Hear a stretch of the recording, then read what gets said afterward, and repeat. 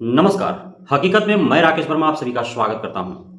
बिहार को विशेष राज्य की दर्जा की मांग पिछले 2 दशक से भी अधिक समय से लगातार दोहराई जा रही है। प्रत्येक लोकसभा चुनाव, प्रत्येक विधानसभा चुनाव में यह एक मुख्य मुद्दा बने रहता है। सत्तारूढ़ दल के नेताओं के मुख से भी सुनने को मिलता है एवं विपक्ष के नेताओं के मुख से भी सुनने को मिलता है। बारंबार इस मुद्दे को सिर्फ चुनावी घोषणाओं में ही तब्दील होते देखा गया है, धरातल पर उतरते हुए अब तक नहीं देखा गया है। पिछले 1 दशक यूपीए की सरकार रही और पुनः 1 दशक एनडीए की सरकार रही। पिछले 20 वर्षों में यूपीए की सरकार में भी ये मांगे गरमाई रही और एनडीए की सरकार में भी ये मांगे गरमाई रही, लेकिन अब तक न यूपीए सरकार ने इस पर पहल किया, न ही एनडीए सरकार ने इस पर पहल किया।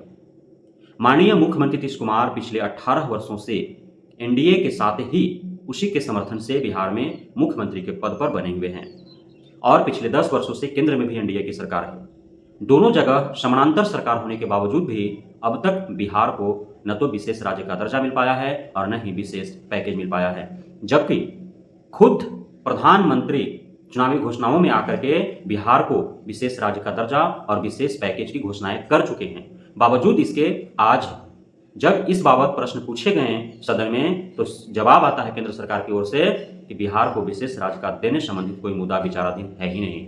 मतलब सिरे से नकार दिया जाता है कि बिहार को विशेष राज्य का दर्जा मिलेगा भी।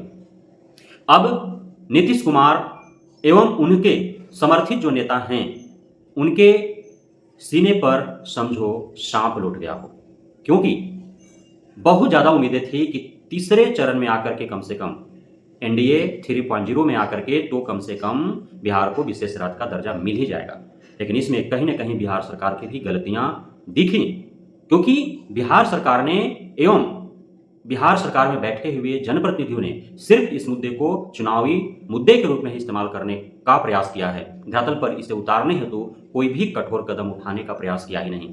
यदि बिहार सरकार के द्वारा कठोर कदम उठाए गए होते तो आज केंद्र सरकार जवाब में यह नहीं लिख के देती कि उसके पास बिहार को विशेष राज्य का दर्जा देने हेतु किसी प्रकार के कोई मामले विचाराधीन नहीं है। कम से कम बिहार सरकार के द्वारा केंद्र सरकार से लिखित रूप से आधिकारिक रूप से मांग रखी जाती तो यह तो केंद्र सरकार नहीं कह पाती ना कि उसके पास इस प्रकार के कोई मामले विचाराधीन नहीं है। कम से कम विचाराधीन तो होता, भले ही 1 साल 2 साल 3 साल के बाद मिलता, लेकिन नहीं। आम जनमानस के मन मस्तिष्क में जो एक विचारधारा बना हुआ है कि केंद्र और राज्य में जब समानांतर सरकारें होती हैं तो केंद्र से उस राज्य को अत्यधिक सहयोग मिलता है अन्य राज्यों की अपेक्षा और उस राज्य के विकास की गति तेज हो जाती है, लेकिन बिहार को हमेशा ही सौतेला व्यवहार ही देखने को मिला है। बिहार में कहीं भी ऐसा प्रतीत ही नहीं हुआ कि समानांतर सरकार रहने मात्र से बिहार को किसी भी प्रकार से विशेष लाभ प्रदान किए गए हों। आज बिहार के हालात क्या है, बिहार की स्थिति क्या है? आज बिहार के 80% बेरोजगार युवा युवती दूसरे राज्यों में जाकर के दर दर की ठोकरें खाने को मजबूर हैं। आज बिहार में विभिन्न विभागों में कार्यरत राज्यकर्मी, विभिन्न विभागों में कार्यरत जो भी कर्मचारी हैं, कर्मी हैं, उन्हें प्रत्येक माह ससमय वेतन न मिल पाने के कारण वे रोजमर्रा की जिंदगी से जूझते रहते हैं।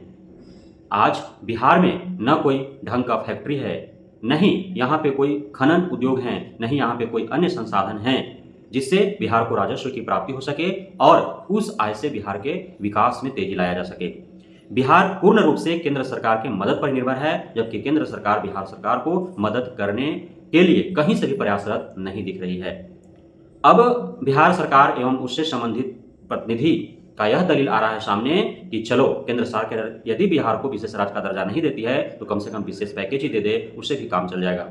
आखिर क्यों हम कंप्रोमाइज कर रहे हैं, जबकि पिछले 3 चुनावों से बिहार पूर्ण बहुमत दे रही है केंद्र को।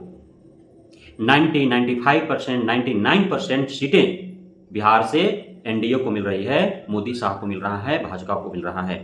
बावजूद इसके आखिर क्यों मजबूरी जताया जा रहा है बिहार सरकार के द्वारा, बिहार की सरकार के समर्थित जनप्रतिनिधियों के द्वारा कि चलो विशेष राज्य का दर्जा ना सही विशेष पैकेज ही दे दो? क्यों नहीं कठोर कदम उठाए जा रहे हैं? क्यों नहीं पुरजोरता से इस मुद्दे को उठाया जा रहा है सदन के अधीन? क्यों नहीं माननीय मुख्यमंत्री, गृह मंत्री, वित्त मंत्री से इस मुद्दे को लेकर के कठोरता पूर्वक बातें की जा रही है? क्यों नहीं माननीय मुख्यमंत्री स्टैंड ले रहे हैं? माननीय मुख्यमंत्री तो यूं ही बदनाम है, बार बार पलटी मारने को, पलटी मार नीतीश कुमार के नाम से प्रसिद्ध हो चुके हैं, लोकप्रिय हो चुके हैं और बार बार नीतीश कुमार को पलटी मारते हुए देखा भी गया है। पिछले सावन माह में ही एनडीए से अपना समर्थन हटा करके और महागठबंधन के साथ मिलकर उन्हें सरकार बना ली। लगभग 17 माह सरकार चलाने के बाद पुनः उन्होंने पलटी मार महागठबंधन से मोह भंग कर एनडीए के साथ सरकार उन्होंने बनाया।